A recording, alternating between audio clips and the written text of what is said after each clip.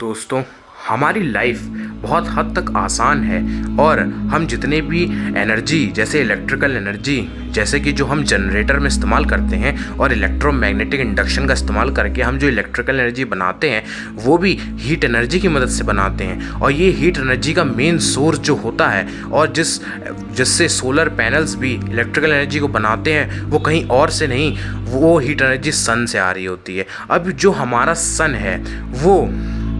Nuclear fusion नाम की process को इस्तेमाल करता है इस हीट एनर्जी को बनाने के लिए। होता क्या है दोस्तों, दो टाइप की प्रोसेस होती हैं, एक होता है न्यूक्लियर फिजन और एक होता है न्यूक्लियर फ्यूजन। अब दोस्तों पहले बात कर लेते हैं कि जो हमारा जो सन है उसके अंदर जो मैटर होता है कौन से स्टेट में होता है, तो वो होता है प्लाज्मा स्टेट में। एक्चुअल में दोस्तों ये जितने भी मैटर होते हैं उनके जो स्टेट होते हैं वो टेम्परेचर पे निर्भर करते हैं। अगर जहाँ पर टेम्परेचर ज़्यादा है तो वहाँ पर एटम्स के जो इलेक्ट्रॉन्स हैं वो उस हीट एनर्जी को एब्जॉर्ब करके आयनाइज हो जाते हैं, या फिर कभी कभी हो जाता है कि उन्हें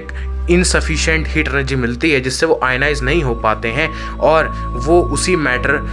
पे ही रहते हैं, उसी स्टेट ऑफ मैटर पे। जैसे अगर आप आइस लो, बर्फ़ लो, अगर आप उसे पिघलाने की कोशिश करना चाहते हो तो आप उसे गर्म करोगे, गर्म कर रहे हो तो हीट एनर्जी दे रहे हो। लेकिन अब यहाँ पर बहुत सारे लोग यहाँ ये भी तो कह सकते हैं कि भाई हम आइस को खुले वातावरण में छोड़ दें तो वो भी पिघल जाता है। तो वो दोस्तों हीट एनर्जी की वजह से ही होता है, क्योंकि वहाँ पर इक्विलिब्रियम स्टेट में हर चीज़ आना चाहती है, क्योंकि आइस में लो कंसंट्रेशन है हीट एनर्जी का और वातावरण में एज कम्पेयर टू आइस वहाँ पर हीट एनर्जी का कंसंट्रेशन ज़्यादा है। अब कोई चीज़ हायर कंसंट्रेशन से लोअर कंसंट्रेशन में जाती है तो इस वजह से हीट एनर्जी आइस एब्जॉर्ब करता जाता है। अब जब हीट एनर्जी कोई चीज़ एब्जॉर्ब कर रही है तो उसके अंदर की वाइब्रेशन बढ़ रही है या फिर उसकी एवरेज काइनेटिक एनर्जी बढ़ रही है, जिससे एटम्स के बीच का रिपल्शन बढ़ रहा है। और हम जानते हैं जब एटम एक दूसरे से दूर चले जाते हैं तो एक तरीके से मॉलिक्यूल्स एक दूसरे से दूर जा रहे हैं, और जब मॉलिक्यूल्स एक दूसरे से दूर जा रहे हैं तो क्या होता है, स्टेट ऑफ मैटर चेंज होता है। क्योंकि आपने पढ़ा होगा सॉलिड के जो मॉलिक्यूल्स होते हैं वो एक दूसरे के बहुत क्लोजली पैक्ड होते हैं, और वहीं जब आप थोड़ा सा टेम्परेचर बढ़ाते हो तो वो लिक्विड स्टेट में चले जाते हैं, यानी कि वाइब्रेशन तेज होने से उनमें इलेक्ट्रोमैग्नेटिक रिपल्सन फोर्स आ जाता है, जिस वजह से वो उनमें एक्सपेंशन हो जाता है, एटम्स के बीच रिपल्शन हो जाता है, जिससे मॉलिक्यूल्स एक दूसरे से दूर चले जाते हैं। या फिर आप इसे ऐसे भी कह सकते हो, जब हम हीट एनर्जी किसी को देते हैं एक एटम को तो उसके अंदर जितने भी इलेक्ट्रॉन्स होते हैं वो आयनाइज हो जाते हैं, क्योंकि वो इलेक्ट्रॉन उस हीट एनर्जी को एब्जॉर्ब कर लेता है। अब आयनाइजेशन एनर्जी क्या होता है, आयनाइजेशन एनर्जी वो मिनिमम एनर्जी होता है जिससे एक प्रोटॉन की या उस न्यूक्लियस की इलेक्ट्रिक फील्ड से वो इलेक्ट्रॉन आज़ाद हो जाता है। तो सन में यही होता है, और भी स्टार होते हैं उसमें प्लाज्मा स्टेट होती है जिसमें क्या होता है, equal number of positive charge और equal number of negative charge होते हैं। या फिर आप कह सकते हो जितने भी एटम्स मौजूद हैं उन सब में से प्रोटॉन्स अलग हो जाते हैं और इलेक्ट्रॉन्स अलग हो जाते हैं। और प्रोटॉन्स जो अलग होते हैं बल्कि वो न्यूक्लियाई में होते हैं, क्योंकि एक एटम में न्यूक्लियाई होता है, क्योंकि सिर्फ हाइड्रोजन में एक प्रोटॉन होता है और एक इलेक्ट्रॉन होता है। और हम जानते हैं कि हर एक में न्यूक्लियाई होता है, यानी न्यूक्लियस होता है बीच में जिसमें प्रोटॉन्स और न्यूट्रॉन्स होते हैं। अब दोस्तों होता क्या है, अभी जो चाइना है उसने आर्टिफिशियल सन बनाया है, तो आज की इस पर्टिकुलर वीडियो में हम बात करेंगे कि चाइना के उस आर्टिफिशियल सन के ऊपर कि वो कैसे काम करता है। और वो जो आर्टिफिशियल सन है वो सूरज से भी 6 गुना ज़्यादा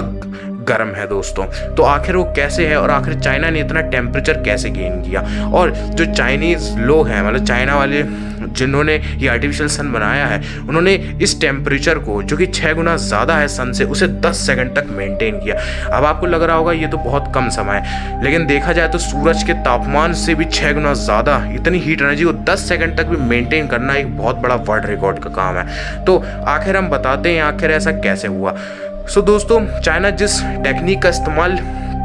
किया है इस एनर्जी को बनाने के लिए वो न्यूक्लियर फ्यूजन ही है। एक्चुअल में दोस्तों हम अपने जो न्यूक्लियर प्लांट्स हैं उसमें न्यूक्लियर फ्यूजन का इस्तेमाल करते हैं। न्यूक्लियर फ्यूजन में होता क्या है कि एक छोटा सा न्यूक्लियाई मतलब एक बड़ा सा न्यूक्लियाई जो होता है हैवी न्यूक्लियाई टूट के छोटे न्यूक्लियाई में चेंज होता है। इससे बहुत ज़्यादा amount of heat energy release होती है, पर इसमें नुकसान ये है कि इसमें न्यूक्लियर वेस्ट बहुत रिलीज होता है, क्योंकि इसमें harmful radiation, harmful electromagnetic waves release होती हैं जो कि बहुत ज़्यादा हार्मफुल हो सकती हैं। तो इस वजह से ऐसा कहा गया कि भाई हम अपने नेचर को नुकसान ना पहुँचाएँ और एक ऐसी तकनीक बनाएं जिससे हमें बहुत इक्वल मतलब इक्वल नहीं बल्कि बहुत ज़्यादा हमें एनर्जी मिल जाए और हमारे नेचर के लिए भी वो बहुत ज़्यादा वो फ्रेंडली हो, यानी कि उससे पोल्यूशन ना हो। क्योंकि हम जो कोयला जलाते हैं जिसमें हम थर्मल एनर्जी से इलेक्ट्रिकल एनर्जी बनाते हैं उसमें भी बहुत ज़्यादा पोल्यूशन होता है। और अब लेकिन होता क्या है दोस्तों, जो न्यूक्लियर फ्यूजन है उसमें प्रॉब्लम ये थी कि न्यूक्लियर फ्यूजन में होता क्या है, न्यूक्लियर फ्यूजन में जहाँ पर एक हैवी न्यूक्लियाई टूट के 2 छोटे न्यूक्लियाई में चेंज होता है और हीट एनर्जी को पैदा करता है, साथ में कुछ हार्मफुल रेडिएशन भी रिलीज करता है न्यूट्रॉन्स के साथ में। लेकिन एक न्यूक्लियर फ्यूजन में क्या हो रहा होता है, यानी कि न्यूक्लियर फ्यूजन में जिससे सन हीट एनर्जी बनाता है या लाइट एनर्जी बनाता है, उसमें होता क्या है, 2 लाइटर न्यूक्लियाई एक दूसरे को कंबाइन करते हैं, एक दूसरे से जुड़ते हैं और एक हैवी न्यूक्लियाई बनाते हैं। इसमें बहुत ट्रेमेंडस अमाउंट ऑफ हीट एनर्जी इसमें रिलीज होती है, पर इसमें फ़ायदा ये है कि इसमें पोल्यूशन नहीं होता। अब दोस्तों ये चीज़ जो है चाइना ने हासिल की है, कैसे आइए अब बात करते हैं। दोस्तों सबसे पहले चाइना ने क्या किया है, इसको किया है टोकामाक रिएक्टर में। ये टोकामाक रिएक्टर एक आप कह सकते हैं सिलेंड्रिकल शेप में इसका शेप होता है, सिलेंड्रिकल शेप। अभी एक वीडियो आएगी आपकी स्क्रीन पे जिस पे आप वो टोकामाक रिएक्टर देखेंगे, तो उन्हें टोकामाक रिएक्टर में भी बेसिकली ईस्ट का इस्तेमाल किया है, जिसका फुल फॉर्म है एक्सपेरिमेंटल आर्टिफिशियल।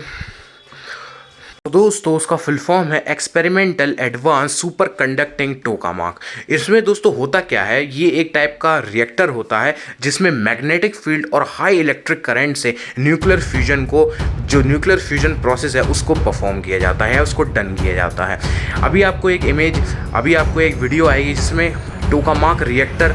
जो है वो दिखेगा। अब इसमें दोस्तों होता क्या है, सबसे पहले क्या किया जाता है, टोकामाक रिएक्टर में क्या किया जाता है, सबसे पहले इसमें ड्यूटेरियम और ट्रिटियम जो कि हाइड्रोजन के आइसोटोप्स हैं, ये टोकामाक रिएक्टर है, इसमें हाइड्रोजन के आइसोटोप्स जो होते हैं जिसे हम ट्रिटियम और ड्यूटेरियम कहते हैं उसको पहले इसमें डाला जाता है, इसमें रिलीज़ किया जाता है। फिर होता क्या है, फिर इसमें हम हाई इलेक्ट्रिक करंट को बहाते हैं, हाई इलेक्ट्रिक करंट को इसमें फ्लो करवाते हैं। फिर ये जो हाई इलेक्ट्रिक करंट है इससे बहुत हीट एनर्जी उत्पन्न होती है और जितने भी उसके एटम्स हैं उसके इलेक्ट्रॉन्स को आयनाइज करके प्लाज्मा स्टेट तक पहुंचाती है। फिर प्लाज्मा स्टेट के पहुंचने के बाद, यानी कि total number of positive charge और total number of negative charge के पहुंचने के बाद यहाँ पर क्या हुआ जाता है। अब दोस्तों क्या होता है, न्यूक्लियर फ्यूजन प्रोसेस में बहुत हीट एनर्जी उत्पन्न होती है और इस हीट एनर्जी का इस्तेमाल करके पानी को स्टीम में चेंज किया जाता है और फिर स्टीम से ही उस जनरेटर की जो टरबाइन्स होते हैं उनको घुमाया जाता है, जिससे इलेक्ट्रोमैग्नेटिक इंडक्शन नाम के प्रिंसिपल से हम इलेक्ट्रिकल एनर्जी को यानी कि बिजली का उत्पादन करते हैं। और ये हीट एनर्जी इतनी ज़्यादा होती है कि हम इससे बहुत बहुत बहुत बहुत बिजली बना सकते हैं, यानी कि बहुत बहुत इलेक्ट्रिकल एनर्जी बना सकते हैं। अब दोस्तों न्यूक्लियर फ्यूजन में होता क्या है, यहाँ पर बहुत हीट एनर्जी उत्पन्न होती है। अब हीट एनर्जी जब उत्पन्न होती है तो होता क्या है दोस्तों, ये जो भी मैटर होगा वहाँ पर, अगर वो हीट एनर्जी का जो प्लाज्मा होगा जो कि बहुत हीट एनर्जी का प्लाज्मा है, अगर वो किसी भी उस रिएक्टर को किसी भी चीज़ को अगर उसने छू लिया तो तुरंत डिस्ट्रॉय करके बाहर निकल जाएगा और वो जिसमें भी उसके कांटेक्ट में चीज़ें आएंगी वो उन सब खत्म करता हुआ आगे बढ़ चला जाएगा, क्योंकि उसकी हीट एनर्जी इतनी होगी कि धरती पे ऐसी कोई चीज़ नहीं है कि जो हॉट प्लाज्मा का जो है वो टेम्परेचर को झेल सके। तो होता क्या है, अब हमें पता है जो प्लाज्मा है वो पॉजिटिव चार्ज और नेगेटिव चार्ज होता है। अब क्योंकि पॉजिटिव और नेगेटिव चार्ज अंदर रोटेट कर रहे होते हैं तो इस वजह से वो मैग्नेटिक फील्ड यानी कि इलेक्ट्रोमैग्नेटिक फील्ड को जन्म देते हैं, क्योंकि